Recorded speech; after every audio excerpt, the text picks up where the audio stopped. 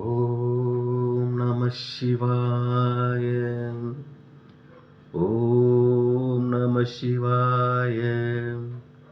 ஓம் நம சிவாய.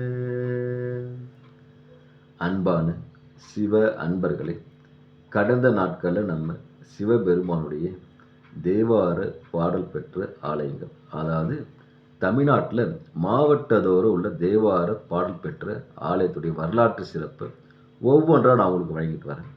அந்த வகையில் நம்ம இன்னைக்கு பார்க்க போகிற ஒரு ஆலயம் ஒரு தேவார பாடல் பெற்ற ஆலயத்தை பற்றி தான். இந்த ஆலயம் எங்கே இருக்குன்னு பார்த்தீங்கன்னா, தமிழ்நாட்டில் திருவாரூர் மாவட்டத்தில் ஹரித்வாரமங்கலம் என்ற ஊரில் இந்த ஆலயம் அமைப்பட்டிருக்கிறது. இங்கு இறைவன் பார்த்தீங்கன்னா பாதாளேஸ்வராவும், தாயார் பார்த்தீங்கன்னா அலங்கார நாயகன் காட்சியளிக்கிறாங்க. தலவிருட்சம் வன்னிமரம், தீர்த்தம் பிரம்ம தீர்த்தம். தேவார பாடல் பெற்ற 274 தலங்களில் இது பார்த்தீங்கன்னா 162 தலம் சொல்லப்படுது. காவிரி தென்கரை தலங்களில் இது 99 தலம் பார்க்கப்படுது. இங்கு இறைவன் பார்த்தீங்கன்னா சுயம்பு மூர்த்தி அருள் படைப்பது மிக மிக சிறப்பு. இங்கே இந்த பார்த்தீங்கன்னாக்கா சிவபெருமானை பஞ்ச ஆராணிய காடு இருக்கிற தலத்தில் இந்த தலம் ஒன்று. அதாவது முதல் பார்த்தீங்கன்னாக்கா திருக்காவூர் என்றதில் உஷகாலம் என்ற இருக்குது. அதுக்கப்புறம் பார்த்தீங்கன்னா அவளி நல்லூரில் காலச்சந்தி இருக்குது. ஹரித்வாரமங்கலத்தில் பார்த்தீங்கன்னா உச்சி காலம், ஆலங்குடியில் சாயரட்சை, திருக்கொல்லபுத்தூர் இதில் பார்த்தீங்கன்னா அர்த்தஜாமி. இதில் இந்த ஹரித்வாரமங்கலம் ஒன்று. ஹரித்வாரமங்கலத்தை போய் சென்று இறைவனை வணங்கினாக்கா ஹரித்வாருக்கே சென்று வணங்கி பலன் பெறுறாங்க. இங்கே பாதாள லிங்கத்தை பூஜை செய்தால் கடன் பிரச்சனை விலகலாம் சொல்கிறாங்க. சிவனே இங்கே நவகிரகங்களுக்கு அதிபதியாக இருப்பதால் நவகிரகத்துக்கு இங்கே நவகிரக சன்னதி கிடையாது. அதனால் அனைத்து வித தோஷங்களும் பூக்கிற தலமாக சொல்லப்படுது. இங்கே பார்த்தீங்கன்னா விஷ்ணு சிவபெருமானுடைய அடியை தேடி போனதால் பூமியை துளைச்சார், பள்ளம் தோண்டார். அந்த பள்ளம் இன்றாலும் சிவபெருமான் லிங்கத்துக்கு கீழே இருக்குது. இந்த பள்ளத்தை பார்த்தீங்கன்னா ஒரு பலகை போட்டு இன்றாலும் மூடி பத்திரம் பாதுகாக்கப்பட்டு வருகிறது.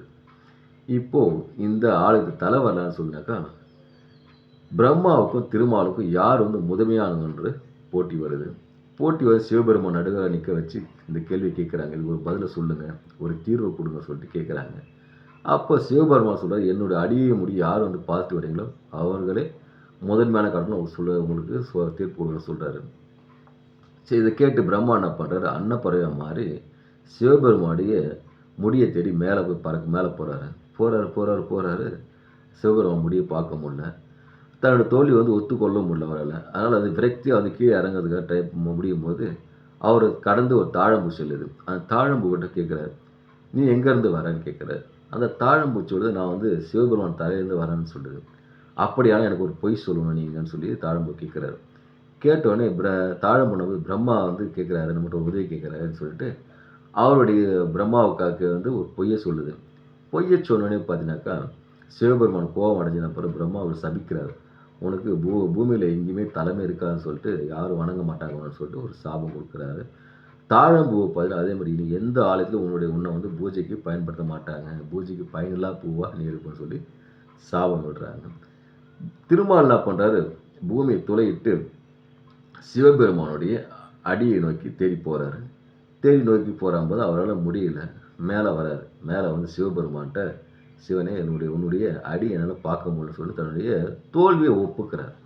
அப்படி ஒத்துக்கிட்டு பூமியை துளையிட்டத்தில் தான் இந்த ஹரித்வாரமங்கலம். பூமியை ஹரியாகிய ஹரி பூமியை துளைத்து சென்றதில் ஹரித்வாரமங்கலமாக இந்த பேர் வழங்கலாயிற்று.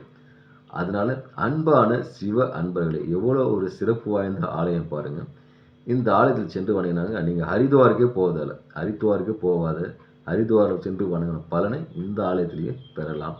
அதனால் பக்கத்தில் இருக்கிற திருவாரூர் சென்று ஹரித்வாரமங்கலத்தில் இருக்கிற பாதாளேஸ்வரையும் அலங்கார நாயகியும் வணங்கி இறையருள் பெற்று இன்புற்று வாழ்க, ஈசனடி சேர்க. ஓம் நமச்சிவாய வாழ்க, நாளந்தால் வாழ்க, இமை பொழுதும் என் நெஞ்சில் நீங்காதார் தாழ் வாழ்க. ஓம் நமச்சிவாய, ஓம் நமச்சிவாய, ஓம் நமச்சிவாய.